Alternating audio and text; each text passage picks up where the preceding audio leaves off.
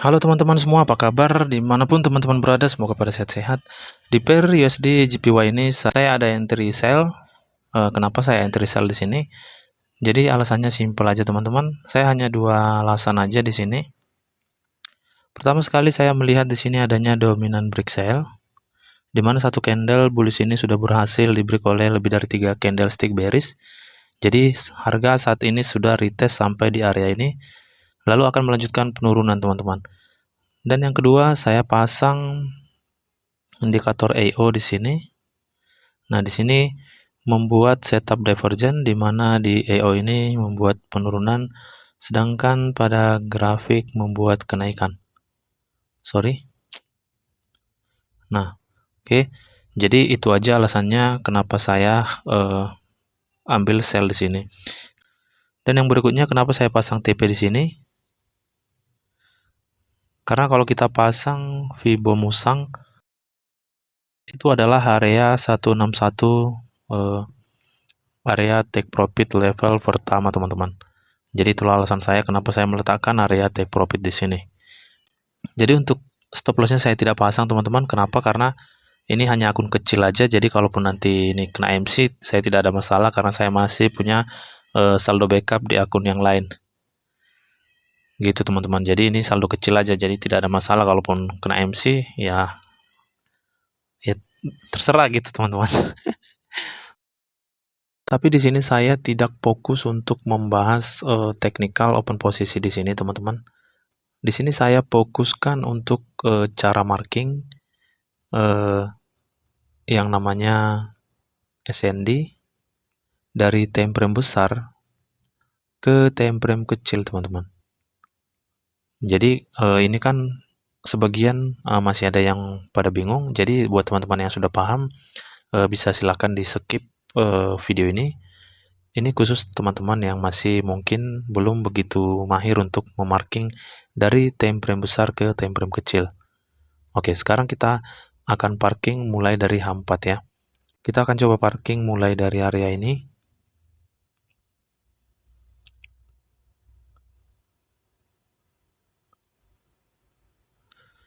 Di sini kita parking dari body sampai ke sumbu ya, jadi full marking ya. Nah, ada juga yang full marking dia sampai ke sumbu atas teman-teman. Saya parking aja sampai sumbu bawah aja. Oke, sekarang kita masuk ke H1, kita perhatikan area ini. Di sini kita bisa memperkecil area ini teman-teman. Jadi fungsinya adalah ketika kita, contohnya ini contoh ya. Contoh kita ambil sell di sini, di area ini, kita perhatikan teman-teman. Ternyata di atasnya pun masih ada area. Sedangkan di H4 tadi tidak kelihatan area ini.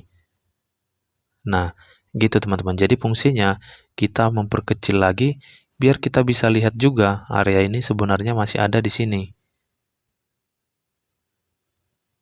Nah, ini jadi bisa kita parking dua teman-teman.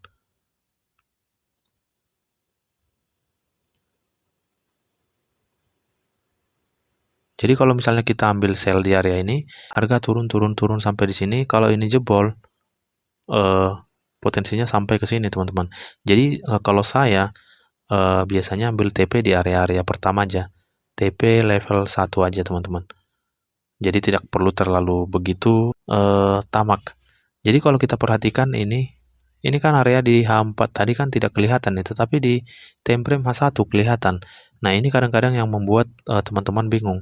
Jadi yang mana yang mau dipakai, yang mana yang tidak dipakai, teman-teman. Sebenarnya semua bisa kita pakai. Misalnya kita entry di sini 2 layer, ambil satu TP di sini, ambil satu lagi TP di sini.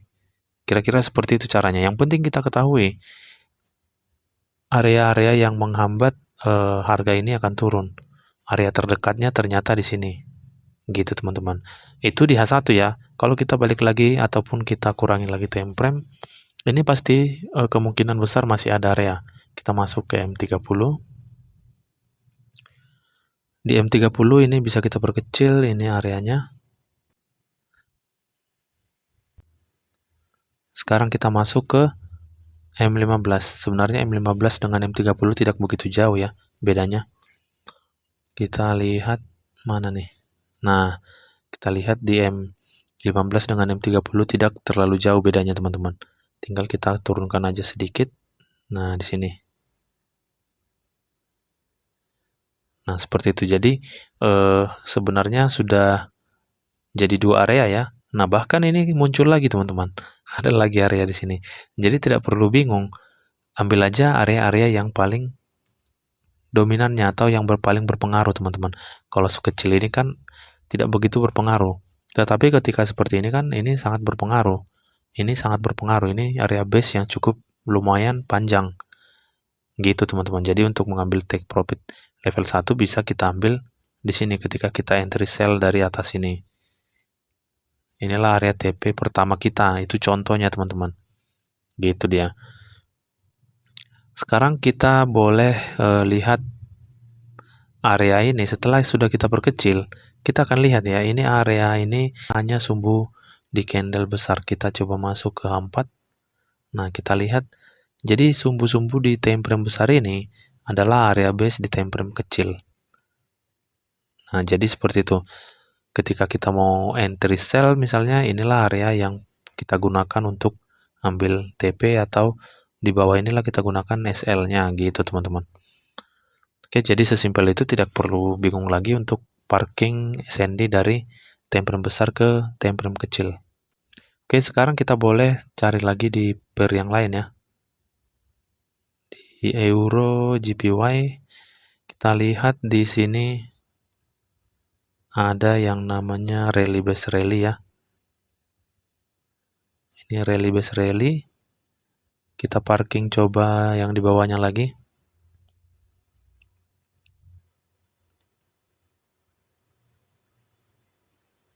Nah, kita coba masuk ke H1.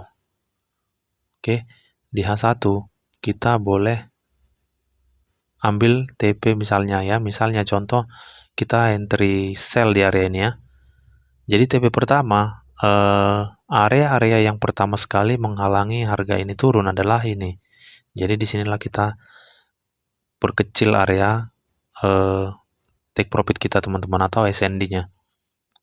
Oke, sekarang ini juga bisa kita perkecil. Ketika nanti harga ini jebol dari sini, ini masih ada, teman-teman. Di sini masih ada. Dan kita lihat lagi di bawah ini masih juga ada, teman-teman. Nah, tetapi kalau sudah seperti ini kan area ini dengan area ini sebenarnya sudah cukup satu aja, teman-teman. Biar tidak begitu bingung ya. Jadi kita pakai aja yang di sini. Karena ini juga sudah membackup area ini. Oke, sekarang kita perhatikan yang di bawah ini. Nah, jadi kalau di time frame kecil, ini kita kecilkan lagi, masih ada area lagi, teman-teman. Ini kan masih di H1 nih. Kalau kita masuk ke H4 yang tadi, kita lihat. Nah, ini hanya sumbu di candle H4 ini. Ternyata area base di candle H1, teman-teman.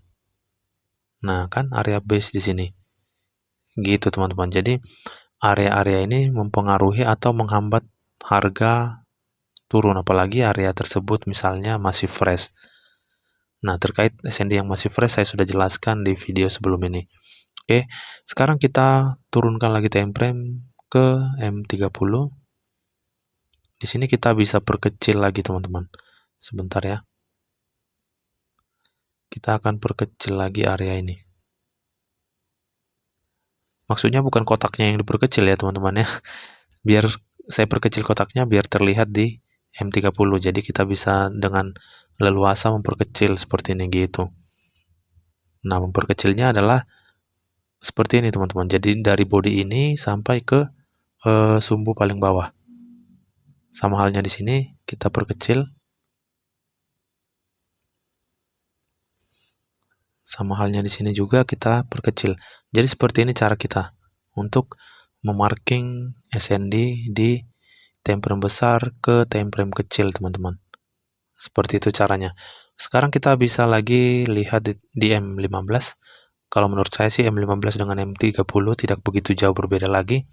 Tetapi tidak masalah, kita akan coba biar teman-teman dapat gambarannya. Nah, tinggal memperkecil sedikit aja teman-teman.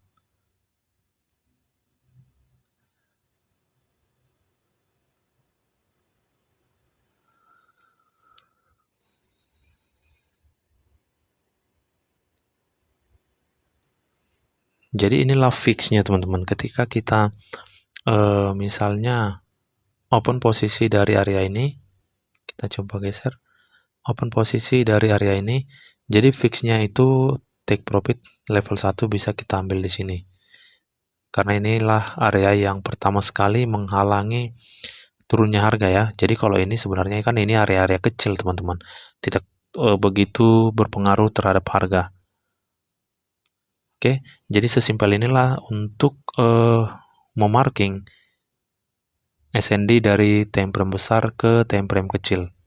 Gitu caranya teman-teman. Jadi kadang yang tidak terlihat di H4 ini, kita ambil contoh ya. Ini kan tidak terlihat nih, sumbu candle ini ya. Sumbu candle di sini tidak terlihat di H4 kalau kita masuk ke M30. Nah, ini ternyata sumbu itu ternyata area ini, teman-teman. Gitu. Jadi area ini pun mempengaruhi akan turunnya harga. Seperti itu, teman-teman. Jadi tidak perlu bingung lagi kalau mau scalping ya tinggal kita cari aja area kita di M15 atau M30. Seperti itu. Tinggal cari aja oh misalnya di sini sebagai zone entry misalnya atau sebagai TP atau sebagai SL. Nah, jangan sampai bingung lagi melihat di H4 hanya di sini hanya beberapa ya 1 2 3 ternyata di time frame kecil ada banyak. Jadi tidak perlu bingung teman-teman. Kita cari aja area-area yang memang benar-benar kuat mempengaruhi harga tersebut. Seperti itu. Jadi simpel aja. Jadi mungkin sampai di sini dulu teman-teman untuk cara marking SND dari time frame besar ke time frame kecil ya. Tidak ada masalah saya rasa ya. Sangat mudah dan cukup simpel. Jadi sampai di sini dulu. Semoga video ini menambah wawasan untuk kita semua. Terima kasih buat teman-teman yang selalu support channel ini. Salam profit dan tetap semangat.